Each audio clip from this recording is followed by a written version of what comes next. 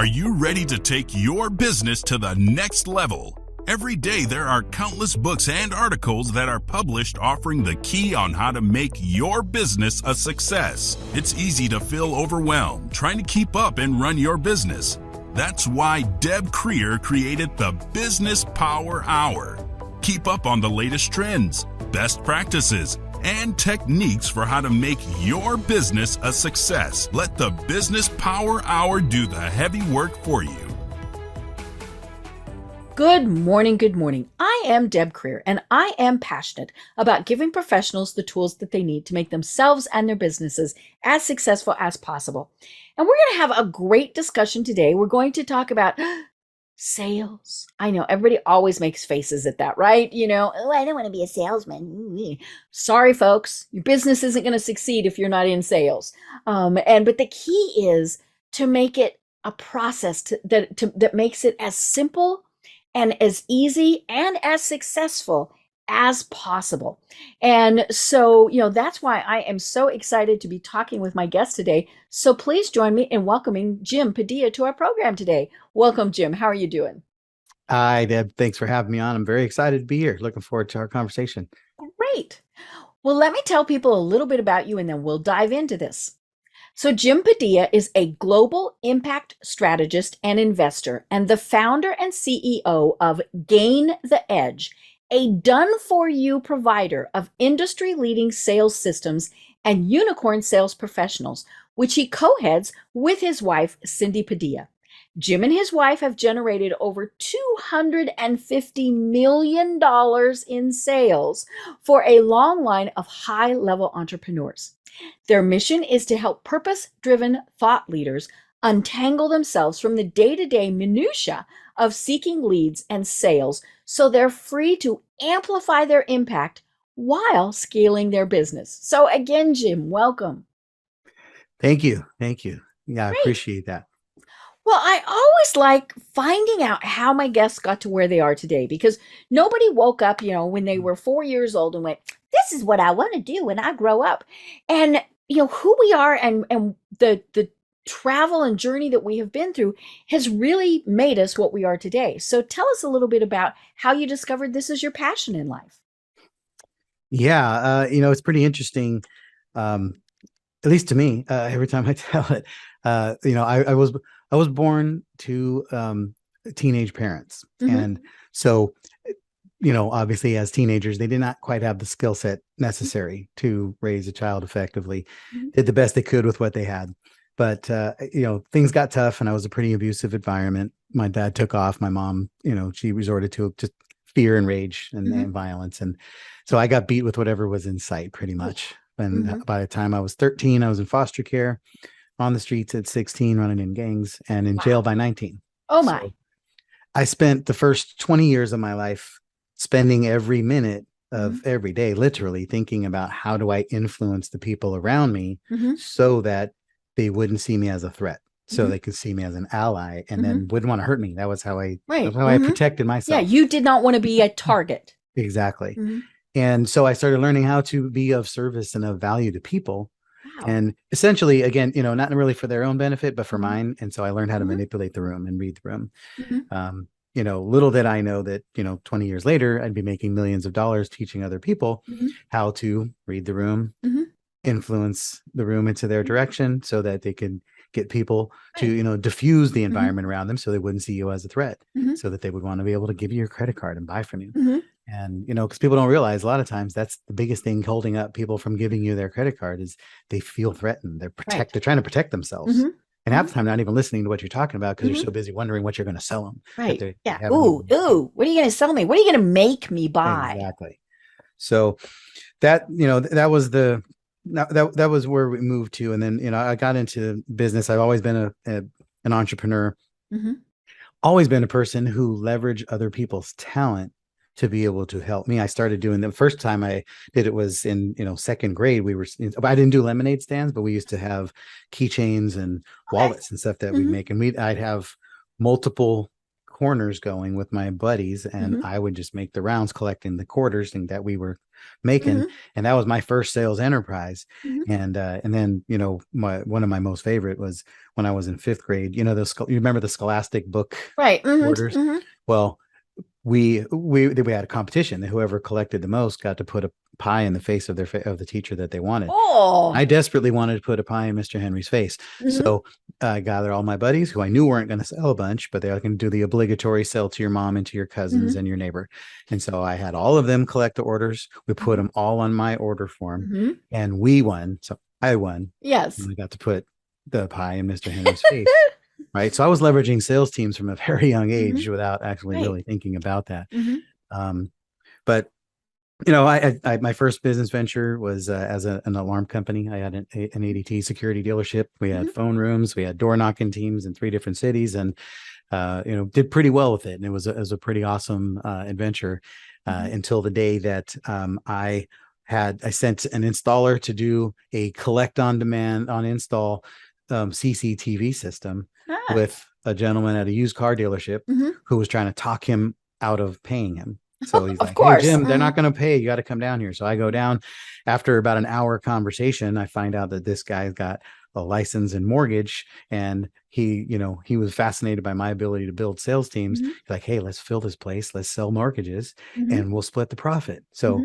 that was on Friday. Monday, we had 35 loan officers in the office, Whoa. training them up and going. Mhm. I didn't even know what mortgage. I was learning on the fly. Mhm. And next thing you know, another multi-million-dollar enterprise was born, Mhm. running a mortgage shop. And then that took us right up until 2008, because unfortunately we didn't do it very well. We were only selling bad loans that people did not belong in because we made a Mhm. lot of money doing it. Mhm. And so when that went upside down, our business, we were out of business in a minute Right. because we didn't have good business practices that Mhm. built a long, sustainable Mhm. pipeline of Mhm. future people. But the real turning point for me was later in that summer in 2008. I had come across a daughter of a woman who I put into a loan. Her mother was 72 years old. We did a refinance into an option arm that put cash in her pocket, but we knew that was going to flip Mm. when it capsized, and she lost Mhm. her home.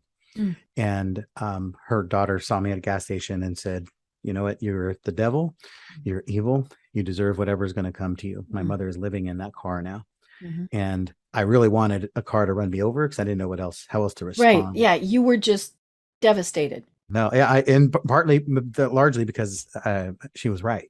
You know, I knew she was right. And so that moment, it happened in a flash, but it sure felt like one of the longest moments of my life where Mhm. I was just processing everything. I was like, okay, I have this huge track record of being able to influence people effectively. Mhm. I have also a track record of leaving a wreckage of people where I've Mhm. gone. And I have got to do something differently. I have to learn how to use these powers that I've got for Mhm. good, for the service of others, so that I don't feel this way. Mhm. Right. And so literally my whole sales process was born in that moment. I just took Mhm. everything out of the sales process that left me feeling bad Mhm. or left other people feeling bad. And I Mhm. only put in the things that were of service and of value. Mhm. And, we call it a park bench approach to making sales, because you should Mhm. be able to sit down with any random stranger in 30 minutes or less and Mhm. know what they want, why they want Mhm. it, what's in the way of them getting it, what are they willing to give up to get it, and when do they want to Mhm. start. And that's got nothing to do with a funnel. That's got Mhm. nothing to do with where they came from. Every human being you should be able to have that conversation Mhm. with. And once you find out what they want, then you go, oh, I could solve that. Or Right. I know somebody who can. Mhm. Right. So that's where I started doing sales training. And then shortly thereafter, I had a gentleman who was an emerging rock star in the coaching industry named Bill Barron, who was about ready to do his first 7-figure launch. Mhm. And he said, "Hey, instead of training my team, how about can you do the sales for our company Mm. for the launch?" Mhm. And I said, "Sure," like a good entrepreneur would. I had no Mhm. idea what a launch was. I Right. never heard of Okay. one, right? No systems, no process. I had no team. It was just me and my wife. And we said, okay, well, I went and recruited a dozen of my friends and clients and said, "Hey, you want to make some money doing Mhm. sales for this launch for the next few weeks?" We all said yes. We had no systems. We had a Google Doc. It was crazy. 3 weeks later, $1.6 million Whoa. successful train wreck of a Mhm. launch. A niche was born. Mhm. And all of a sudden we had a line at the door and people are Mhm. going, "Hey, can you sell for my launch? Can you sell for Mhm. my event?" And we were going crazy. And next thing you know, we're, $50 million worth of sales later in Mhm. events. Well, over the next 2 years, we were going nuts with it. Mhm. And, systems, process, strategies, and team, and everything was going great. And then people just wanted to have us stick around to sell between launches. So then we said yes to that and started figuring out how do we build ongoing, evergreen, sustainable systems that can, for salespeople to grow.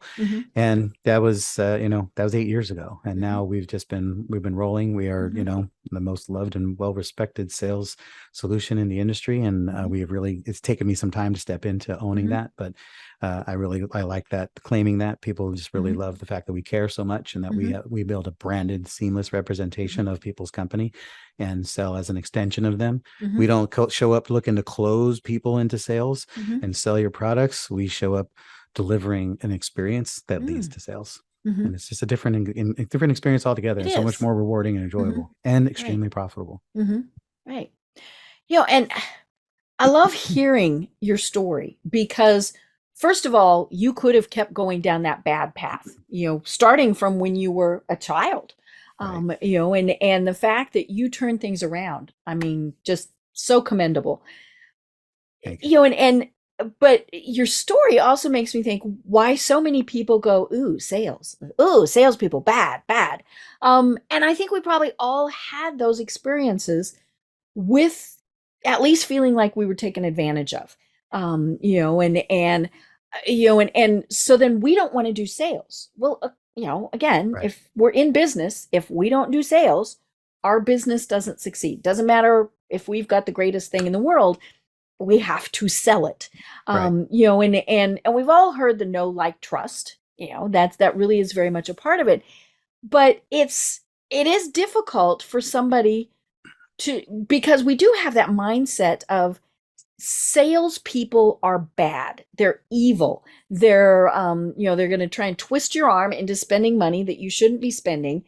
And then there's no way to get out. I remember years ago, I had, a door-to-door salesperson came in and he was selling a big thing of pots and pans.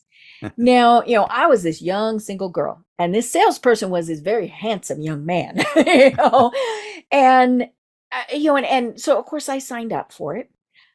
I had absolutely no business signing up for that because it was probably going to be like a $3,000 investment for pots and pans. It was a monthly installment. It was all of these things. And, I had buyer's remorse immediately. But getting out of that contract was next to impossible. I mean, I ended up having to go higher up to folks in the state of Colorado because Colorado had laws that protected people from things like that. I mean, it's the 30-day buyer's remorse type of thing. Right. And so, that was how I finally got out of it. But that was probably the first time that just really left this bad taste in my mouth where I thought, yuck, I don't ever want to do that. I don't want to be that. So, when I hear about processes like yours that make people feel good, and you feel good doing it, I mean, it's just fascinating. So tell me more about the process. Yeah. And I totally appreciate that perspective. I think we've all been there. When I had my alarm company, we used to have a we tried to do next day installs because, it's effective. We were in a neighborhood today. We wanted an install team coming right behind us. And we would do it. But there was people, if you gave them too much time to think about it, then you would lose the opportunity for the sale. Yeah. We come to our senses, right? Right. But in the state of California, they could cancel within 3 days. And so a lot of companies wouldn't install you for 3 days. We just did the numbers and said, we make more, even though we might have to cancel a couple of people by just getting the install done and getting people excited about what they're doing. Because then they tell their neighbors, hey, look what I did. Exactly. But, when it comes to, here's the first piece of this. I will say, I don't have, we're not a scripted company. I used to actually have a podcast name called Sales Unscripted. And the focus is, no script. Their scripts are designed mostly so that you don't forget certain things. Right. They're not designed to tell you what to do. And they sure as heck can't tell you how to think or who to be. And too many times people step into a script at the expense of being themselves. And so we really focus on having you show up as the full measure of yourself because, Deb, you've been selling every day of your life, right? You sell your kids, you sell your spouse, you sell, on what to eat for dinner. You sell your kids on eating vegetables before they can go outside, Right. doing their homework Mhm. before they, whatever. You sell your friends on going to Italian instead of, a Mexican restaurant. And, you do it every day, and we do it in service to people, and we know how to be influential. We know how to be passionate. We know how to care about people. We know how to say things. We know how to hold them accountable to making a decision because we do it every day. But somehow, as entrepreneurs, we get into a conversation with a potential client, and all of a sudden we put on this hat. It says, I'm now the salesperson, and I'm going the to act like lights go this. do do do do do, right? Exactly. I'm going to do this. I'm going to say this. And then we wonder why people aren't buying. And it's because you're now doing the one thing that you're not supposed to do, which is be yourself. You're supposed to be you. People will buy you before they buy anything else. And they will buy you above everything else. And when you start diving into all of these processes that say, here's how you're supposed to do it, then you become the one thing that people won't buy. Right, which is not you. And so that's our focus, is we strip things out of the way and we put you in a position to show up as the highest version of yourself. Because from here, you can then pull people up here with you, and from above all the fray, because you got to remember, when people are coming to buy something from you, for the most part, they're broken on some level. The thing that they're trying to solve, they're deficient in. And from down there, they're messed up in the turmoil, and they don't know how to make a great decision from down there. So they're going to react. Your job is to bring them up above it so they can look down on it and go, see that? That's a little bit of a struggle, and that's a mess. And that's what's going to cost you. And over here, if we solve this, this is a better path. And you're like, you're an advisor, and you're an advocate, and you're working together to lead them to a solution. And they're like, yeah, that actually makes sense. I think I can do that. And I want to do that. Now they're buying a future outcome instead of buying your product. And you're not trying to convince them from a place of fear and scarcity. You're educating them based on from a place of, of strength and future vision. Right. It's just so much more effective. And it's so much more conducive to what you do as a human being, because you do that for the people you care about every day. Right. So that's the game we're playing. If you just picture your sister, your brother, who, your favorite sibling, if you have one, we all have one. And if you were at a coffee shop with your favorite sibling or close friend, and she was telling you that, I'm just really struggling. He's cheating on me, or he's beating me. And you're going, look, you got to leave this guy. This is done. This isn't going to work. And she's like, well, yeah, I agree, but I'll do it next year. Call me back next year and I'll leave him then. What would you say? You'd be like, no, we're getting in the car. No, you're leaving. You're packing. We actually had to do this for my sister-in-law one time. But for some reason, we won't do that with a prospect who's got a real problem to solve. And they say, well, you know what? I'll buy next year. And you go, okay. Right. Like, what do you mean, okay? We don't want to bother. Because that's the thing. Salespeople they harass you. So we don't want to bother. Right. Exactly. That's what's going on here, right? We bring our trash to the party. And then we throw our trash on the pile, and we don't know the difference between our trash and their trash. So we have to make sure that we're always clear and free from this. You have to have a very strong relationship with the truth of what you deliver and what you serve. And if you know for a fact that you have a solution and the cure for what ails them, and you've done your due diligence, so you're not just talking to any random person, you're talking to people who came into your world because they have this problem and they're needing to solve it. Now it's your job to be that powerful stand. You can leave the trash outside and you can say, look, you just told me 20 minutes ago that you cannot live with this any longer. This has to change. And you don't ever want to deal with this any longer. Now that you know there's a solution, you must move heaven and earth to solve it. And then now, because we said it's $5,000, you're now saying it's not a priority. Which one is it? Let's talk about this. Yeah. Right. So then you're having a conversation about problem solving. You're not selling a product. Right. And people appreciate it, because for the most part, you're the only person in their life that is actually going to challenge them in this situation and hold them accountable to making a great decision, whatever that decision is. That great decision doesn't mean they buy. Great decision means they're clear. Yeah. They may still say no, but they'll say no in the correct way. They will have gone through that decision process. Absolutely. And then, if you think about that, imagine that experience. Do you feel bad about that? Do you carry guilt with that? Right. I don't. I feel very good about what I do. I feel, regardless you of what might be bummed that you didn't make the sale, but you treated them the right way. Correct. And the thing that we've learned, when you're in business long enough, then some of our best referral partners were people who didn't buy because they felt the because value. you treated them well. Amen. They felt the value. They felt like, okay, he's an expert. They're great at what they do. And they treated me like a human. Right. And, so then, those people tend to stick around. They still follow you. They just may not ever buy, but we've had some, like I said, our best referral partners are people who have not ever purchased our services. Right. Because they know your reputation. Exactly.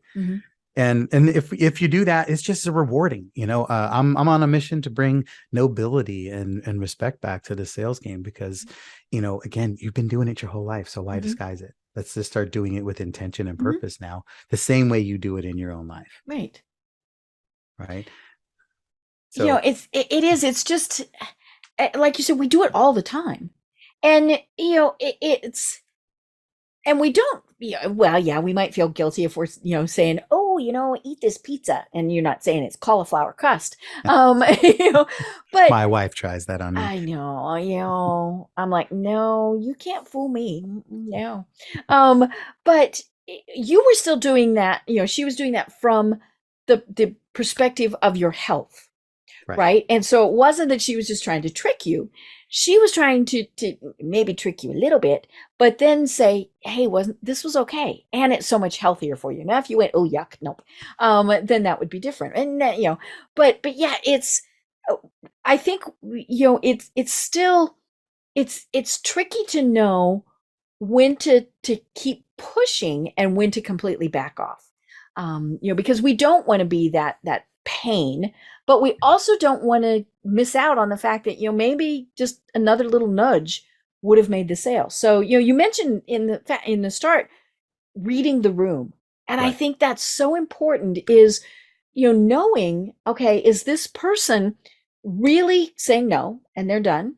Or, one of the things that somebody told me is, are they saying no as in no, or no, not now, or no, but tell me some more. I mean, now no is no, and you should just back off. But when you've got the other things where you're reading them, that's where it gets a little bit difficult.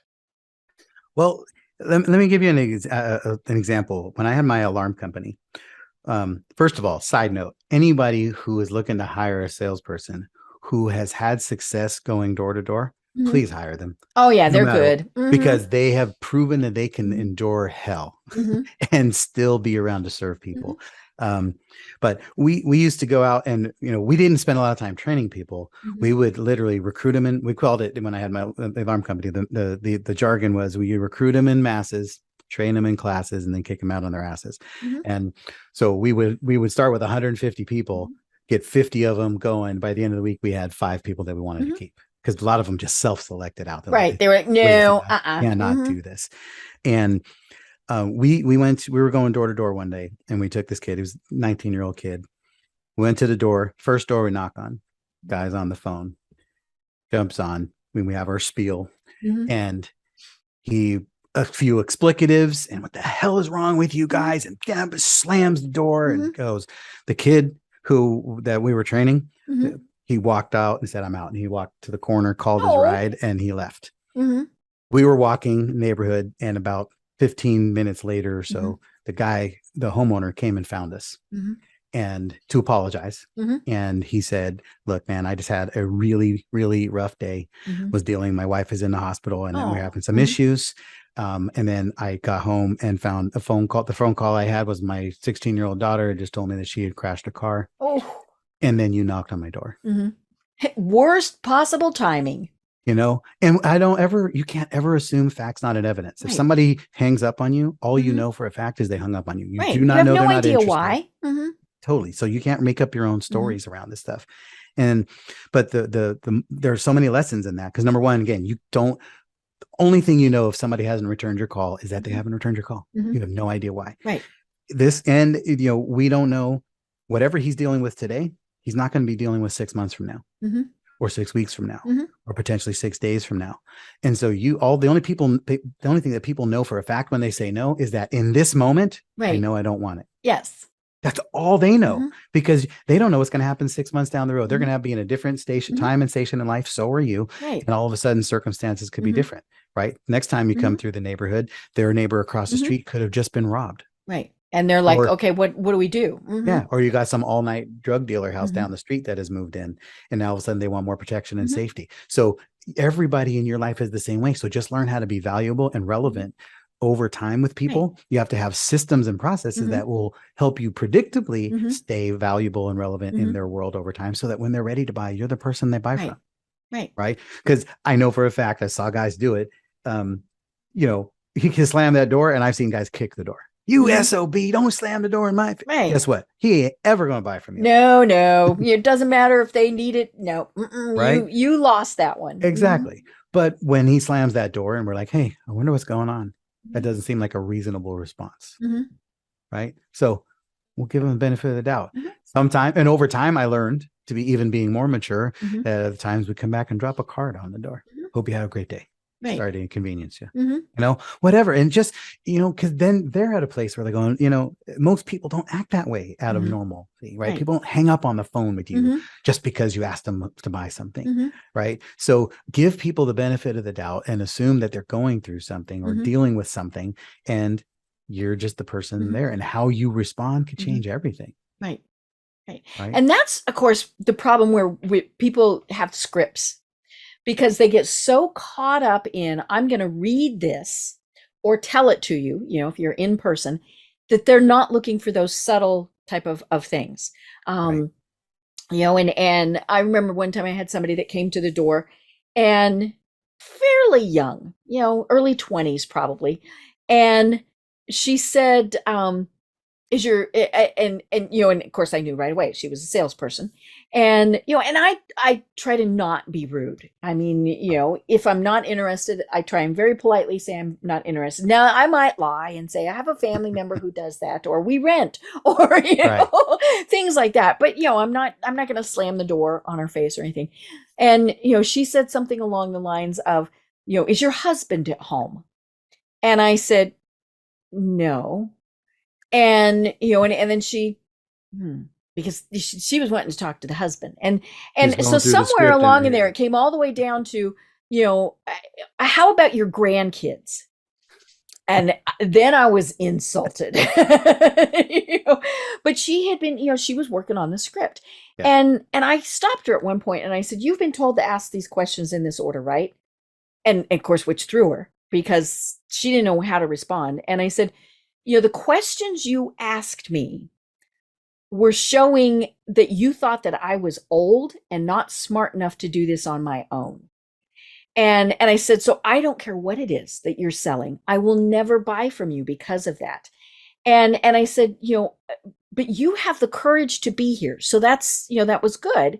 And I said, you just need to kind of go about this differently. And you know, she left. She was, you know, she was like, I'm not going to make the sale. But she didn't know what to do, because her training had been, you do this. Right. You don't read any, you know, there's no variation. There's nothing. It was just, you do this. And I think that's probably the problem that we see with so many people, is they have that script. They have that training, you know, even when they're just going through it in their own head. And when you get them off track, they don't know what to do. You know? But more importantly, they're not catching the fact that this person's have a really bad day, and maybe I should just say, you know, I'll come back. You know, there's so many times too where you're talking to somebody and you're saying, you know, hey, how was your day going? You know, spend, you know, some pleasantries. You know, I don't believe in just lame niceties. Don't say hey, I like your carpet if you don't. I mean, but you know, it's like, you know, have your day been going well? And you're like, oh boy, it's been a hard day. I just came back from the hospital. My mother's been in ICU. And you go, okay, well, you ready to talk and dive in? And it's like, you got an elephant in the room that you have just ignored, and you brought through the entire conversation, because the first thing you should be addressing is, wow, how's your mother? Yeah, I'm so sorry to hear that. Is this conversation still the right thing to do today? Right? I mean, can we help? Is it the problem you're trying to solve a high enough priority that we still need to address it? Or do we need to wait until you can deal with it? And it's easy enough to say, is there a time I can come back? Right. You know, but of course, most people know they're, that's where they get totally blown off. But if somebody's interested, they're going to say, today's not a good day, but can you stop by tomorrow? Right. Or leave your materials or something. But yeah, it's having that little bit of human empathy. I think this is the important thing. I always love the people who show up at my door, like at 6:00. Yeah. And I go and I say, hello. And, and of course, COVID, like they're halfway across the block, and you're having to yell back and forth at each other. That's always entertaining. But I say, and they'll start with the pleasantries, and I'll say, we're right in the middle of dinner. And there's 2 responses they can give. So sorry, enjoy your dinner. We'll come back some other time. But what we usually get is, this won't take long. Right. Nope. Again, doesn't matter what you're selling me.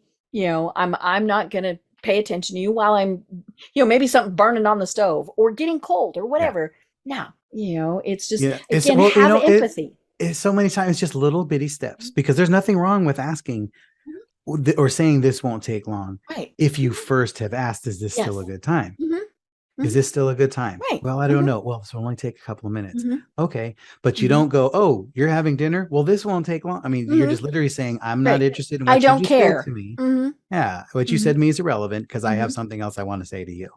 Right. That's where it's like, again, it's just the ability to read the room. And I would say it's a maturity thing, but I did learn it young, but of course extenuating circumstances, but I think it's more than anything, it's just got to be intentional. You have to be focusing on it. If you make a point and intention to observe, just be like, situational awareness. You have to, where are you and what's going on? Right. And what would be different about it today? It's not that complicated if you're really paying attention. Right. Now, in your bio, we talked about the fact that you have a done-for-you provider of industry-leading sales systems.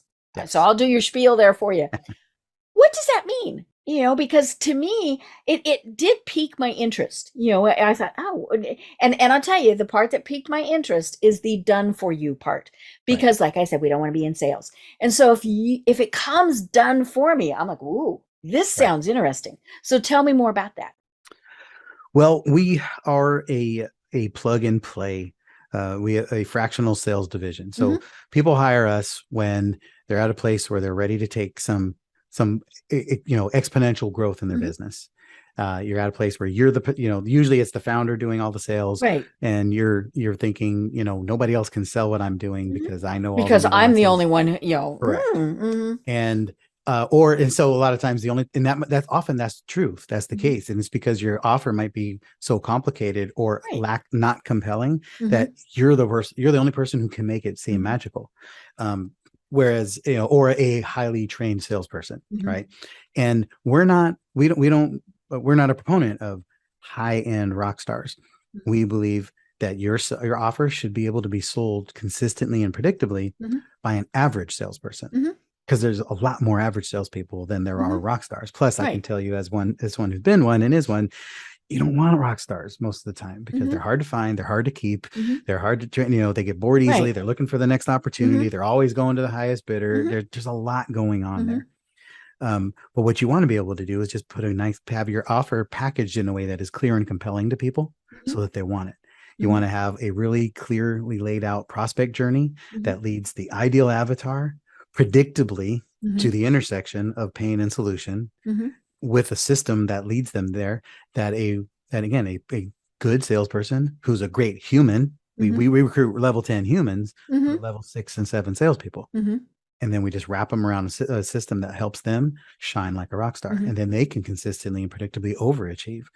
Right. So we build the systems that make salespeople great. And then we plug salespeople into those systems that deliver for you so that we can remove you from the sales process. Our goal is not to optimize you as a sales professional. It's to remove you from the process so that you can go be the visionary. You can create your movement, build your empire, whatever it is you're going to do. But like you said earlier, nobody woke up at 4 years old and said, I want to be an entrepreneur. Absolutely nobody said open a business because you wanted to sell stuff. Right. Because we're like, ew. Right. So we want to get you free from that. So you can be, you'll be able to pursue the things that you want to do while you can still make revenue and start scaling your company. Right. I love that you mentioned, that the avatar, because of course I'm a marketing person. Mhm. And so, we're always saying you have to pick your, who your target audience is. And that's so important because I say this anytime we discuss this on the program. We look at people and we say, so, Jim, tell me who your target market is. And you look at me and you say, everyone. No. Right. I don't think there is a product in the world, or, let's make it smaller, a product in the United States that is for everyone. Right. There's something that differentiates it. Now you might have a bigger market or a very small market, and in which case, if it's a really small market, then you're going to have a premium price probably that's tied to it. But it's you need to know what you're selling and who you're selling to. We were talking about alarm systems. You're not going to go to an area where clearly people are renting to try and sell alarm systems, because they can't put those in. Right. You're going to go to an established neighborhood where more than likely most of the people are the home owner. And so, yeah, it's just little things like that, because it is discouraging to be told no. And it's really discouraging to be told no when you didn't do your homework. Right. Well, especially, yeah, when it's easily avoidable. And that's the whole, when you've done that work ahead of time, you know who you're talking to. And when we talk about an ideal avatar, we're not just saying somebody who might be close. We talk about the bleeding neck problem. They got to have a bleeding neck problem that is clearly the one that you solve. And the image of a bleeding neck problem, like, think about, when's the last time your neck got sore and you went to the hospital? You don't go to the hospital because you have a sore neck. You just put some ice on it, or you stretch, or you get a massage, some Tylenol, you do something. and But when you got a gusher coming out your neck, there's not many you need options. it fixed now. Yeah, you're calling 911, you're getting to the hospital, you're going to get it fixed, right? Well, every single business, no matter what it is, you have a version of that person. You have a person who with a bleeding neck problem that is just waiting for you to solve it. Right. Your job is to find out who that person is. Right. And that's what we help work on, that, put that in place, so that you have the bleeding neck problem, the avatar with the bleeding neck problem. And then you construct a prospect journey that moves them predictably closer to the solution. It doesn't have to solve it right away, but they need to know that every step they take in your world, that they're getting closer to the solution, that they feel like, oh, this is the right place. I'm here where I'm supposed to be. And then, when you've done enough of that, whether it's on a webinar, video trainings, your emails, or whatever, by the time they get to a place where the offer is made, the offer is logical. Right. And it makes sense and compelling. You're like, oh, yes, of course, that's the offer. That makes perfect sense. And I need that now because I'm bleeding here. Right. And then you get them on the phone with a sales rep who is a perfect extension of your brand, who really understands you, who cares, who knows the pain and the experience that they're going through. It's all but a matchmaking system at that point. Now you're just like, okay, how committed are you? Are you ready to start? Are you ready to do this work?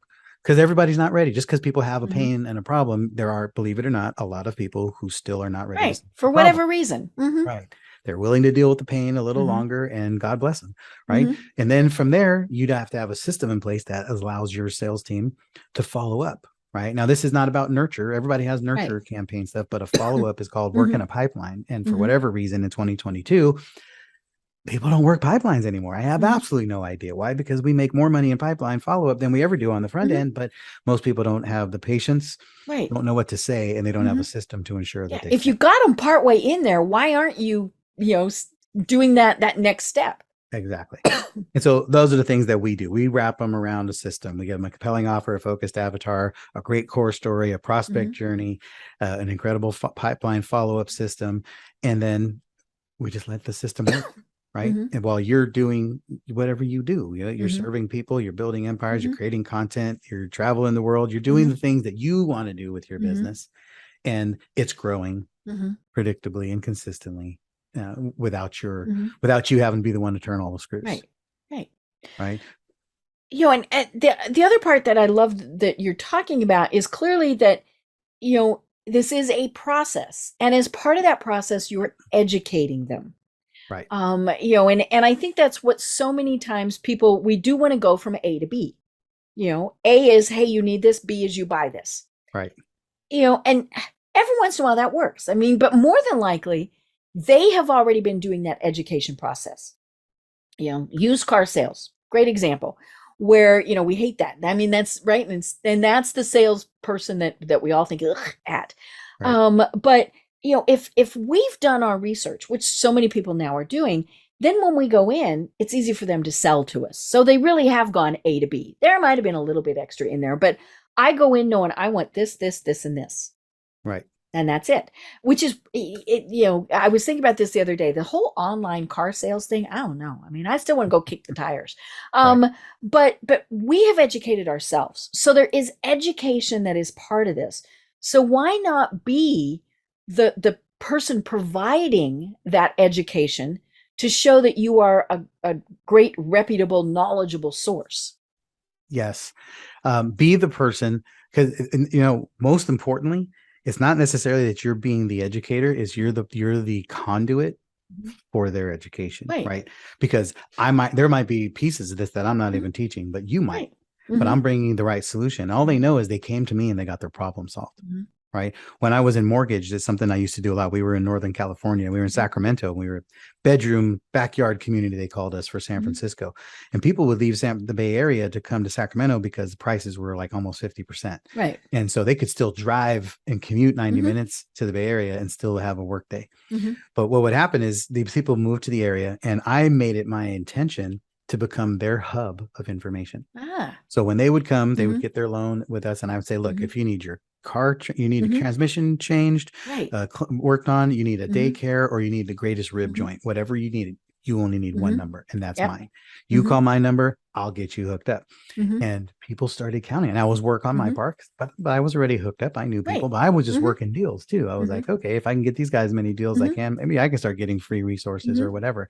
But the thing that everybody knew is if they called Jim, they got their problem solved.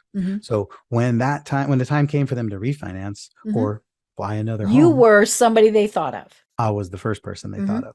And what I call this becoming barbecue proof, because you go to a barbecue and you start talking, you say, hey, yeah, we're thinking about remodeling the kitchen and we're going to do a refinance. Somebody at the barbecue always knows somebody. You go, oh, you got to call my buddy Steve. And he's going to go, no, I got my guy Jim. You need to call my guy Jim. Matter of fact, let me call him right now and put him on the phone with you. Right.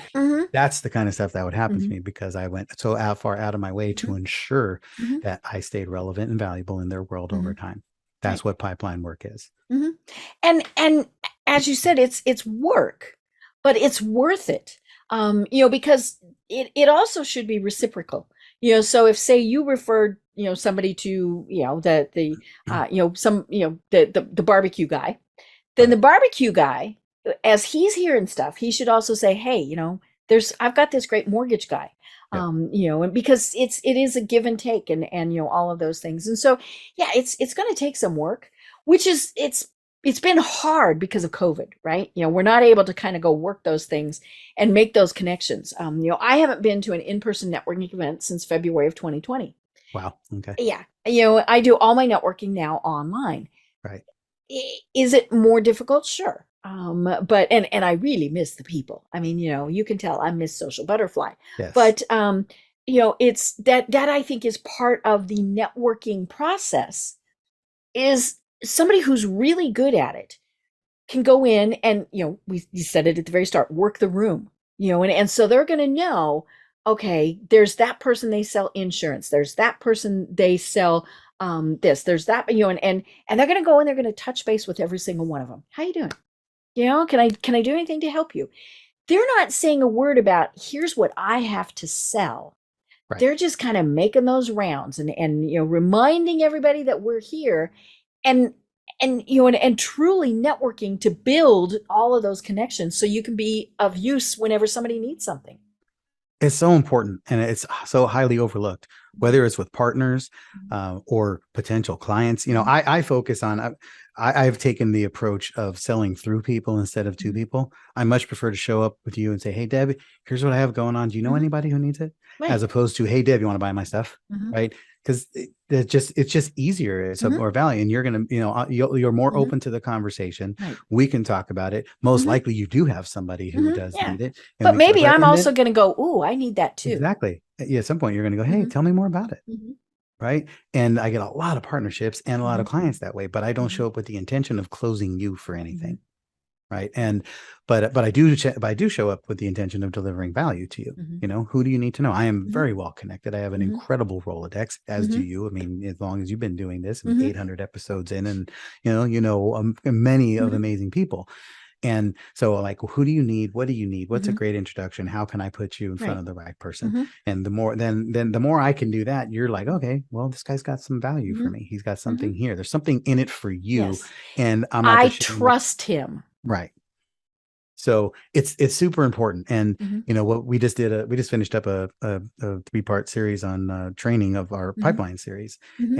And one of the things that we teach people in this swipe file is to show up with value over time for people, and Mhm. that you're sending them things that are purely about them. You're not Mhm. follow up is not, hey, are you ready to buy now? Right. Follow up is, here's something. Mhm. Here's the message you want to be Mhm. delivering all the time, whether you state it or Mhm. just imply it. The Mhm. message you want every time is, hey, Deb, I was thinking of you Mhm. and I have something for you. Yeah. And like you said, it could be totally unrelated. It Right. could be, hey, I heard you mention that your kid is starting soccer this year. Here's Totally. this great new soccer club I've heard of. Yep. And you know what? And it again takes a little bit of effort, but it's so much easier to do that now than it's Mhm. ever been, Right. because all you gotta do is look them up on Facebook. Mhm. And I know. you're Mhm. gonna see that little Jimmy had his soccer cleat, Mhm. went to his first soccer game, or their high schooler just Mhm. graduated, or they just had a big bar mitzvah Mhm. or a wedding Mhm. anniversary. Send them say, hey, Right. I was thinking of Mhm. you and I Mhm. wanted to share this with you. Yeah. That is so easy to Mhm. do. And to the point where if you don't do it, it's simply that you're Mhm. just lazy. Right. Yeah. Because it's there. Now, I always tell people, don't, you might tell them, hey, I saw on Facebook, you don't want Right. to come across as the stalker. But, I remember years ago, one of the things that we used to do was we looked at people's LinkedIn profiles. So the same thing. We were Mhm. getting, little tidbits. And so, the first meeting, it was, you'd go in and you'd have a coffee mug that was branded Colorado Rockies, because Yes. baseball, you could have Denver Broncos, Avalanche, whatever, whatever they might have been, favoring, and filled with chocolate. Hey, happen to see on LinkedIn that you're a big Rockies fan, or Facebook, Yep. and just thought you would like this. Very much. And then each time you do a little bit more. And then maybe it's, hey, I've got tickets. Would you like some tickets? And, Yes. and so it takes time. And obviously, you're doing this if it's a higher price type of thing. I mean, if you're wanting him to spend $100, Right. you're not. But if this is a relationship that you're nurturing, and I always say, hey, I saw on Facebook that this is what's going on, because yeah, you don't want to come across as the icky stalker, but it takes such little effort, again, just to show those things. And even if it's just when we're actually like in somebody's office, right? And you see a picture, that they've got behind them, and you're like, hey, tell me a little bit more about that. Or Right. that looks great. It's just, as we said, taking interest in people and showing empathy for them. That's going to go so much further than, hey, you want to buy my product. Right. Totally. And it's all about just, the authenticity in this is real and it Mm-hmm. matters. And I hate that word because it's so overused, but Mm-hmm. you want to make sure that, there's a rule number one in our company is it's not what you're saying, but it's who you're being while you're saying it that Mm-hmm. matters. And that applies to literally everything. So Right. if you are in the office and you see a picture of, what clearly looks like walking down the aisle Mm-hmm. with their daughter Mm-hmm. or a graduation ceremony, Right. and it doesn't interest you in the least, don't Mm-hmm. say anything about it No, because because you it's come fake. across as fake right Yes. away. Mm-hmm. But find something. If you Mm-hmm. see the golf, Mm-hmm. the golf trophy in the back Mm-hmm. and you like golf, then Mm-hmm. comment on that. Say, oh, Right. wow, where was I? Did Mm-hmm. you play Riddicksburg? I played Riddicksburg before, Mm-hmm. ask what, but Mm-hmm. don't take fake interest in something Mm-hmm. just to try to get something going. Right. Right. So there should be something inside their office or their living room or wherever Mm-hmm. it is you are that should be of interest to you. Mm-hmm. Right. Right. So make sure you take in on that. Mm-hmm. And then just be evaluated. You mentioned the $100 price point. Like, obviously you want to make sure you're profitable. Mm-hmm. But you never know what, the first thing you Mm-hmm. need to do is Mm-hmm. understand that you have a lifetime value Mm-hmm. of your clients, and you need to Right. put that, do the math. You need to Mm-hmm. be doing math ahead of time. Mm-hmm. And you need to know that, okay, maybe everybody's Mm-hmm. first purchase with you is $100, Mm-hmm. but 27% of them upgrade to the Right. $1,000 thing. Mm-hmm. And then 10% of them upgrade to the $20,000 thing. Mm-hmm. So all of those things are in the Mm-hmm. equation. And so maybe you spend $100 to Mm-hmm. get a $100 client, Mm-hmm. but you know that the odds are, you just got to Right. do the math to know Mm-hmm. that for every 100 Mm-hmm. client you get in the door means 0.3 of your Mm-hmm. Right. $27,000 product. Mm-hmm. So just do everything you can to Mm-hmm. keep that momentum Mm-hmm. going and being of service, which means maybe you're not as profitable on the front end as you Mm-hmm. can be all the time, but you're delivering extra value so that Mm-hmm. that person has a higher likelihood of sticking in your world Mm-hmm. longer. Right. Right. Yeah. And You these are have the to things keep that we that do. long-term picture in mind. Very much so. And Mm-hmm. so, we have all the trainings that we do are centered around scaling and systems, right? So we're putting systems in place. So we have a webinar coming up that's fill your calendar and 5x your sales, Mm-hmm. because, and it's all just simple stuff. None of it's rocket science. It's just stuff that people aren't doing. Mm-hmm. And then, we have an event coming up where we're going to unpack all of our systems. We're going to help, people are going to walk away with a playbook that has opens up the kimono to Mm-hmm. all the systems that we put in place for our clients that are delivering, upwards of $300 million worth of Right. sales so far. Mm-hmm. Right. And so, those are the things that when you engage with us, these are the things that we're putting on your plate. We're not, again, we're not teaching you how to sell. We're teaching you how to put systems in place that make you replaceable. Right. Right. And so you want to be thinking that stuff through as you're coming across the people that you serve, how many different ways can you show them the future version of what it's like to work in your world? Mm-hmm. Right. And I love that you keep saying, how can I serve? I mean, that really is the crux of all of this, and like you said, they might never buy from you, but they're going to remember that you were the guy that told them that this was where they should go to get the best thing for their daughter's wedding. And, hey, you need to talk to him, and so, yeah, we never should discount those who you don't think are gonna buy from you, because you never know. Right. It's I always, that I like the people who say, well, we're a brick and mortar place. Right. And so I'm not going to connect, because I'm a big social media person. They'll say, well, I'm not going to connect with people further away. And I'm like, but you don't know who they know, Right. and they might know the person that, lives right next to you, and just always be, remembering about those opportunities. When say somebody who's looking for a job, that person might not, be hiring, but their husband might be, or, somebody at church might be, and so it's you just kind of always have to keep working that pipeline, because you never know where, you're gonna make it rich. Very much so. I mean, we had a client sign up with us last year for something that started listening to me on a podcast 5 years ago. Wow. I didn't even know he existed. Mm-hmm. And then he showed up at one of our events. Right. So just keep putting value out there and let people take it at their, it's your job is to put it out. It's not up to you to determine how they consume it. It's up to them to consume it. You just got to keep putting it out and make sure that they say, hey, yeah, I like it and I want more. Yeah. And again, have it be valuable. And, things, companies are always asking me, what do I post on social media? And I say, especially if they have a sales team, what are your most frequently asked questions? And there's no such thing as a stupid or unique question. Somebody else, there's at least two people that care about it, if not more. And, and so those are great things to be putting out there, to say, hey, we've got people who want to know how you do this, this, and this. You're not saying, and we can do it for you. Anyhow, you shouldn't be, right? But you just say, hey, we know people are curious about this, so here's this information. Yeah. And, and the other part is make sure that do your best to share stories and case studies about it. That way you're not just saying you know it, you're demonstrating that you actually understand them and have already solved it for others. Right.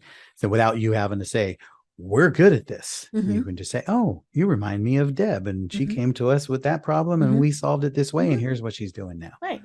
Right. And then people, oh yeah, I can see that. And I'm like Deb. Right. And so just learn to tell a lot of stories. And it's indirect, but you're making the point. And people, like Maya Angelou, I think, gets credit for the quote, but it's, people don't remember what they say, but they remember how you felt, the way you felt when you said it. And it's all about making them feel a certain way. And then, because we all make decisions, 100% of us make decisions emotionally and then justify them logically. Right. So your job is to make sure that they're making an emotional decision, Mm-hmm. right? Get them moving towards some pleasure or away from some pain, or affirming their decision to take this step forward, right? You want them always feeling good or clearly understanding why they're not feeling bad anymore, right? Something, they have to be connected to it. Then you can show them, well, this is the 5 things we did, and this is what it's going to make happen, right? But just make sure you know that, because even people always say, oh, well, they're a detail person, so you got to sell them the details. They don't want details. What you look for is the details make them feel warm and fuzzy inside. So your job is to make them feel warm and fuzzy inside, and then provide details as necessary. Right. Again, you feel in the room, taking the temperature of what they're wanting. Amen. Well, oh my gosh, Jim, this has been so much fun, and we've only got a couple of minutes left. So tell us, how people find your company and what are the services that you provide? Yeah, thank you. First thing is you can find me on my personal website, which is jimp360.com, jimp360.com. And you'll find all my social medias. You'll find videos about what we do and where we're going. You can find out how to hire us, how to work for us, our upcoming events, etc. But what I want you to do is go to that site. On there, there's a contact button. Hit the contact button and shoot me a text message. Let me know that you heard me with Deb on the Power Hour, and that you would like access to our anti-closer sales system. So just shoot me a text and give me your name and your email address and just say anti-closer. And then I'll text you. Here's the most important part of this. Text me, because I want to get to know you, right? I'm here. I do everything I can to connect with people. I like to build relationships. I want to know you. I want to know what problems and challenges you have. Notice I'm not sending you to an opt-in, because that's very impersonal and transactional. I want to get to know you. So let us know what's going on. And then, we can sort out what sales problems that you're having. And either you're at a place where we can help you build the systems in place inside our mastermind, come to one of our events and workshops where we can help you put together a conversion event. Or if you're scaling and rolling and you're truly at the place where you need to replace yourself and start putting a sales team together, then we got you with that. But either way, we want to find out what direction you're going and what's the best vehicle that we can do to help you get there, whether it's with us or any of our partners, any people we know. Right. So what was that website again? jimp360.com, jimp360.com. Perfect. I love it. I love it. Well, this has been, I love conversations like this, because I think so many people do think, sales. And what they don't realize is it truly is building relationships, building relationships, building value, giving back, and the sales will come. But it's not immediate. And I think that's the big thing is, we're all used to this, I want it now type of thing. And that's just not the way the world works. Yeah. Amen. Delayed gratification. Just remember this, 90% of your total addressable market, right? That's a marketing term, TAM. 90% of your total addressable market is not going to buy from you today. They're going to buy from you sometime in the future. So you need to have a plan, a process, and a system and a strategy to ensure that you're still around in their world in the future when they're ready to buy from you. I love it. Normally I ask for a final thought. Do you want to leave it with that, or do you have something else that you want to leave us with? Yeah, that's a great one. But I will say this, depending on when you're listening, of course, it's times and seasons come and go. But right now in the middle of 2022, just understand that the greatest opportunities that ever exist come in very uncertain times. And so you need to be prepared. You need to have a good strategy, a good plan, so that you can show up and take advantage of the opportunities that fall in front of you and gain market share where other people are retracting because of uncertainty and fear. You want to go on offense. I love it. I've been having such a great time talking sales. and it really has been such a fun discussion. I can't wait to do it again, because I think it is important to remind people this is, sales are good, but it's going to take a time. It's going to take a process, and it takes being human. I mean, you said that several times, and so I love that. But I am Deb Creer. I've been having a great discussion with Jim Padilla. I can't wait to do it again. But until then, everyone have a great day. Tune in for our next program for even more trends, best practices, and techniques for how to make your business a success. The Business Power Hour, hosted by Deb Creer, is proud to be part of the C-Suite Network.